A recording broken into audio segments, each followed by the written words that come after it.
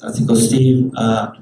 You have all our eyes and ears on you. You're live on the screen. We took probably 2 minutes of your time. We apologize. But if you want to let us know a little bit of what teaching in the region of Latin America. Thank you. It's our pleasure. I think the privilege to be able to present this case today. 68-year-old gentleman, 5.5 centimeter aneurysm, very tortuous iliac anatomy, with a nice long neck. And for those of us surgeons in the group, I think this guy could have easily been done open, except that he's got a number of other issues medically that we decided, well, why wouldn't we do it endo? And I think that could be a debate that we can have after this quick discussion. What I will kind of fly into here is our initial shot.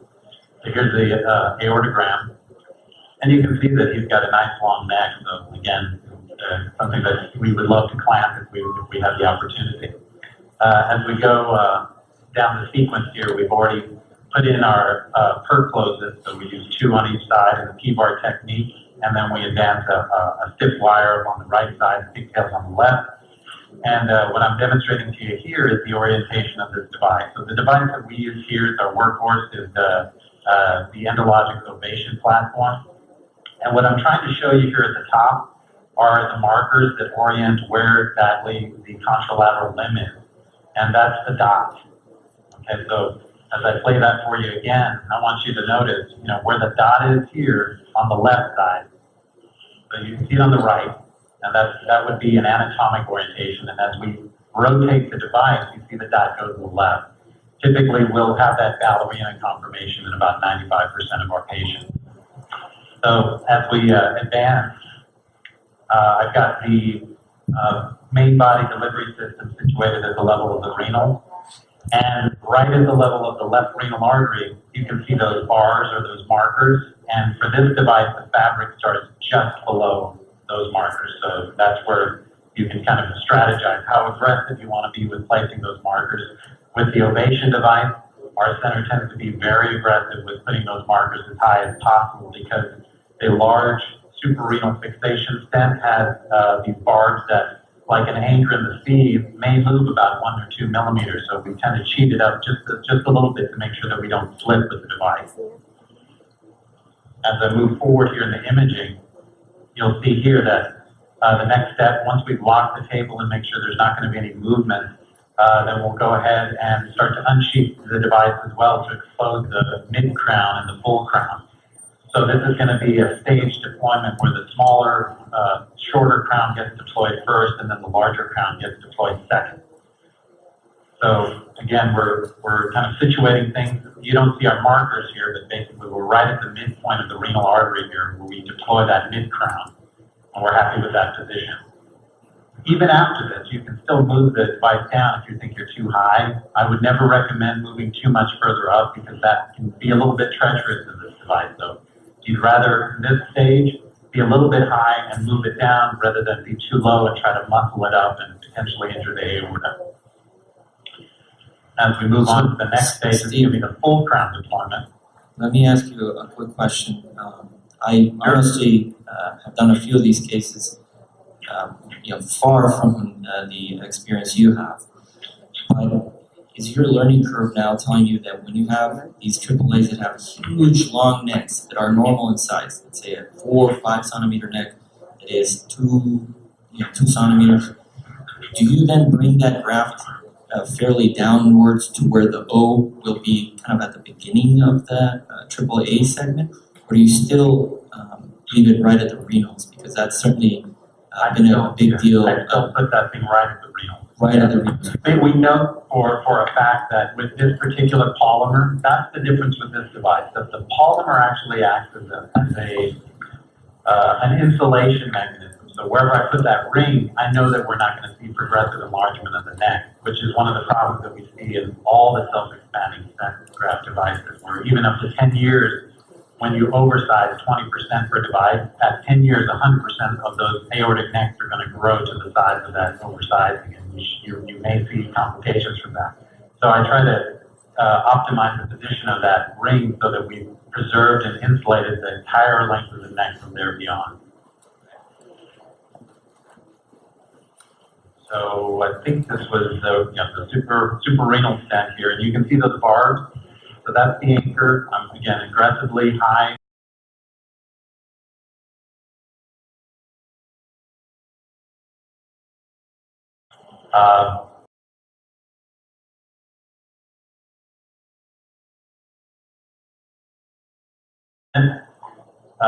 Allowing a little bit extra time to maneuver and what have you. Those are usually for the newer users, I think, or for more complex cases where you may want a little bit extra time to maybe do a little bit of what we call inner bore angioplasty of this ring. We tend to use 14-minute polymer just to kind of move the case along. That's actually the reason we cheated a little bit here and started, because I didn't want to have 14 minutes of dead time here. I know time is of the essence for you all down there. So once we have the polymer in, that outlines the graft target. And so you see that Dr. Wilkerson is ready to cannulate the device. So we're changing out our glide wire here and then moving into position to access that contralateral limb. And Dr. Wilkerson expertly gets that in one try for us. And then we've got our confirmation shot. This is critical because we've actually had cases in our own center where we inadvertently cannulate the ipsilateral limb and are completely convinced with the old-fashioned rotating of the pigtail that we're in the true lumen of the contralateral limb, and that's false. So this is what we pretty much employ 99% of the time to make sure we're in the device. And then we're going to basically switch out for our stiff wire on the other side so that we can advance our mire wire and perform a retrograde iliac angiogram. So that's kind of where we're starting the case for you here. Any questions up to this point?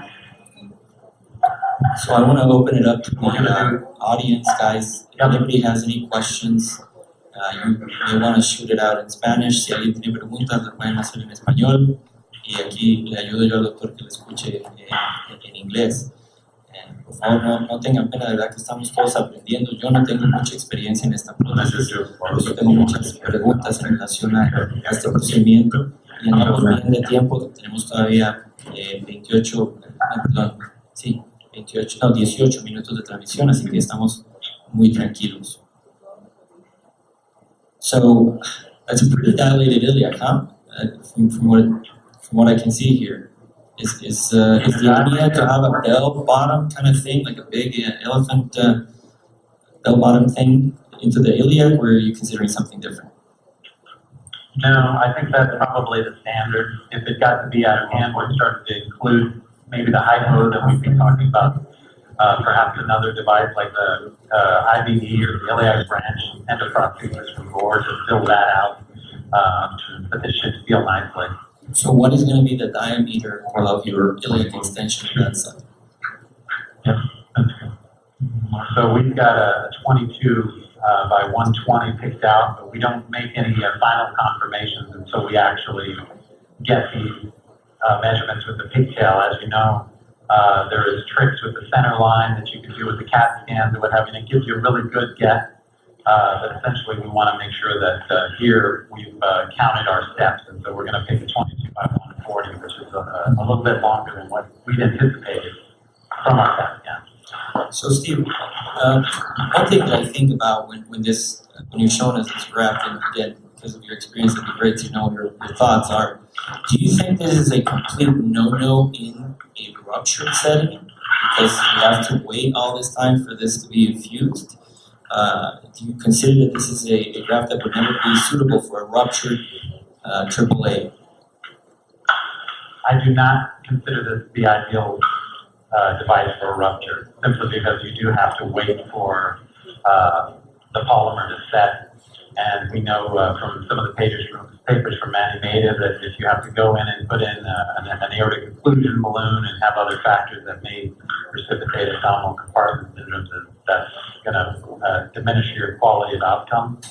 So there are other devices that are much quicker, and the speed is at the highest level of your, I guess, hierarchy for the case goals. This is probably not the one. So, Steve, do we have currently any data across the globe, registries or studies that have been performed with this graft, the latest and greatest you can share? Well, there's a number of interesting things that have already been presented at some of the meetings at the SVS. There was our first 30-day outcomes for a study called the Lucy study, where we were enrolling patients looking at the outcomes of women cohorts. As you know, when you look at the IDE studies for all of the major devices, we had very little representation of women. And with a small profile device like this, we know that it's probably ideal that this is going to be a hit, because that's usually the number one reason we exclude female patients, that's because they're off IFU because of the delivery system. It so happens that when I think Benita presented the data, and she may actually be there in the audience.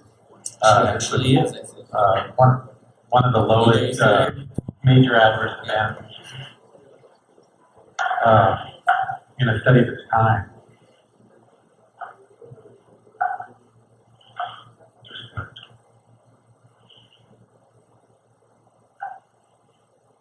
One of the things I didn't get a chance to walk you through, but I will take a moment to do so.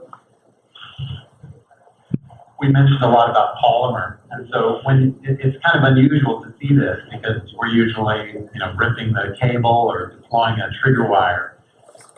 With this device, I think one of the unusual characteristics, and I'll let Fred demonstrate his magic touch. We have to activate the polymer here, and so I'll let him take over here. He's got much more manly hands than I do. It's very obvious from here that that's true. So that's essentially what you're doing. You're activating this chemical, and then once you finish the 20 or so pushes across the syringes, then you've got about 14 minutes before it becomes the consistency of eraser. So you said and all of it was 14 French? I'm sorry? Again, 14 French? Yes, that's correct. And so when you do preoperative planning, if you may, what would be the smallest, still safe and acceptable diameter for the common femoral in which you feel comfortable doing a percutaneous approach with a 14 French graft? That's a great question, because on the IDE, the smallest was 3.2 millimeters. And I don't know about you, but that's pretty difficult to do with most of the other devices, especially not having to do any special pre-dilating or pavement crack or anything like that. So the combination of that small diameter, it actually gives you more flexibility and inversely kind of tight because it's so small, so it will slip through the cracks. So I think the idea here is that it gives you a lot more opportunities. I was going to mention here this auto-injector, which is another strange thing on a AAA device. And what this does is it basically delivers 1 atmosphere of pressure for the polymer. So you're not powering any polymer into the aortic wall. It's very mild. So once we have all these stages here, then we're going to increase the re-advance our wire. That's another weird thing about this device, is that we bring the wire out so that you have an unbiased molding of the infrarenal neck with the polymer. And so that kind of changes the characteristics or the play of the stent, but you can't forget to re-advance the wire. Sometimes Fred has to remind me to do that. So we're going to re-advance the wire here, always under fluoroscopic guidance. And then the last step here is to take out this last thing. You don't see anything on fluoro, but essentially when I take this wire out, I'll hand that over to Fred. Basically what's happening is I'm disengaging the main body delivery system from the device itself. Another thing to watch for, as I mentioned earlier, the only thing that's keeping this thing in place is the suprarenal stent. The polymer is not holding the stent in place, so if you jostle this thing around by trying to remove the nose cone, you could actually have the stent migrate a little bit. And that's happened around the country because I think people don't understand that there's a little bit of a step off in this generation of the device. But the newer device, the Ovation also, makes that all go away, so it literally just falls right out. So once we've got everything in place, make sure that our wire is plenty, I'm going to basically remove that nose cone.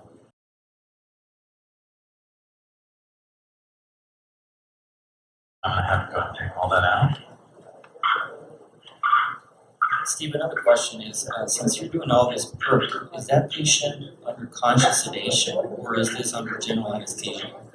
For today, we do have him under general anesthesia, but when we were doing our LIVE study, which is another one of our registries, we looked at patients that had no general anesthesia whatsoever, all entirely percutaneous, no ICU stay, etc. And they similarly enjoyed very good, low major adverse events, very quick operative times, and very early time to ambulation. So, Steve, we got Anita here with a mic, and she wants to interject. It's working? Yeah. I can't resist, Steve, thanks for the opportunity. I can't resist to talk about the Lucy trial for just a second because it's very exciting. It's the first trial that's actually focused on aneurysm repair in women. And as Steve mentioned, across the board, if you look at all data, women do worse, women are sicker, women are older, and their outcomes are worse across the board consistently. And there's a lot of different questions about that. I personally think part of it is awareness and that the diagnosis and identification of aneurysms is a little delayed in women. And so the Lucy study was, as Steve mentioned, very interesting because not only did we have incredibly low adverse events equal in men and women, no significant difference between men and women, first study ever showing that, we also found that women were, there wasn't very significant differences between the men and women that we were enrolling in the study, and I personally think that that's because of the attention towards aneurysms in women that a study focusing on women did. So it's an exciting, it's early, but it's an exciting, just paying a little bit of attention of a group that's been a little bit underrepresented. So do you think, please, Anita, come on, take a seat and stay up here. So try not to fall. Do you guys foresee an open question? I mean, Fernando and Steve and Benita, are we moving to where AAA should be done in an office? I mean, Brian just said that he does all of his procedures in his office with a seeable. You're telling me this is super safe and that it can go through a 3.5. It seems like I put it through a tibial. So are we moving to office-based AAA repair? Yes or no? I would say no. I would say no. I think that we're several years away from that simply because of, I think the likelihood of catastrophes is low, but until we can assure that it's going to be virtually zero, I would say it's still probably skimming the treetops of reality, and I think chumming the waters for our legal malpractice situation. But I don't know, I'd be interested to hear if anybody on the panel thinks it's ready for prime time. I would agree. I would say no as well for a couple of reasons. One of them, like you said, these can be done simply and easily, but when they don't go simple and easy, the resources you need to deal with it are significant. So you don't want to be an outpatient. The other thing is simply finances. You're not paid if you're because of an outpatient procedure right now in the United States. But that's a reason to do so. Tiene otro micrófono que esté cargado, pero yo creo que está sin pila. That was batteries out. So there you go. That's a new one. Boom. That's what I'm talking about. So where are you at right now, Steve? Bring us up to speed as to what are we deploying and what's going on the screen. Well, really, the nice thing about this device on IFU, we don't really have to do any angioplasty. That's the one thing that I was in a meeting, let's just say, and there was a death from an elderly gentleman that had unfortunately ruptured after they did the angioplasty, tacking up the device at the neck.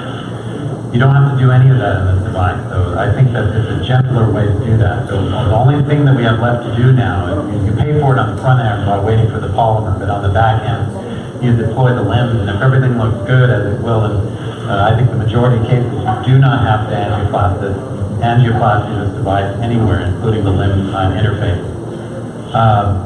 Some of my buddies like Venki Ramaya will probably disagree and angioplasty, and that's okay. But I'm just going off what's written in the IM. Yeah, I agree. I definitely don't balloon mold unless it looks like I need to after the completion urogram. I like to just let that polymer sit and do its thing naturally.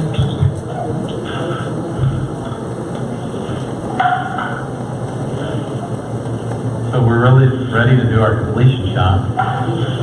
It's great. We've got 5 minutes more, so we're spot on time. I figured I owed you since I've been killing you with time on my peripheral cases. It's been great. It's been great.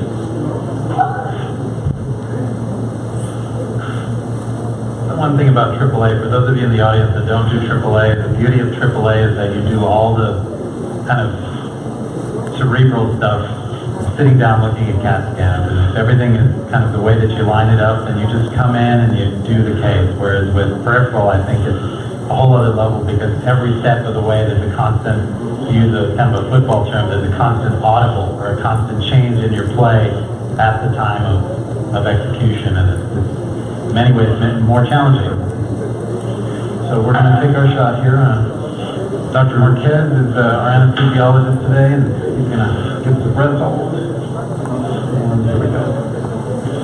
Negative. You can see we've got a little width on the left side, most likely from the interface of the limb. This only happens when we do live cases. So we will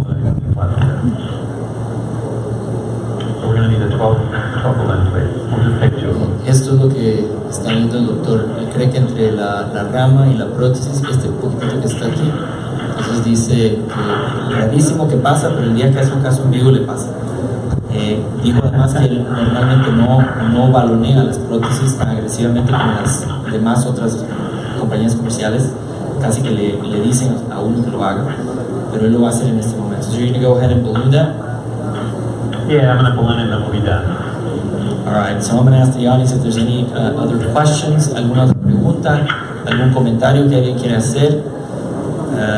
Alright, nobody, everybody's very clear, and I will just reiterate what I said before. Steve, thank you very much. I hate the fact that you weren't here with us, but I absolutely understand that you know, you want to be there with your team doing live cases. It's a cool thing too at the same time, and you're providing so much of an educational value to us. Thank you very much. Appreciation to your team, and in the event that your tech needs a job, we can bring him to Houston because he seems like he knows what he's doing. Okay, so just let me know if I can steal him. Fred out the doctor here, ladies. Fred, you'll just need sadly you'll need a boat right now to get to Houston, but we'll fix it for you. We'll fix it for you. All right, guys, thank you very much. Have an amazing afternoon and good evening to you all up in New Mexico. Bye-bye. Thank you, guys.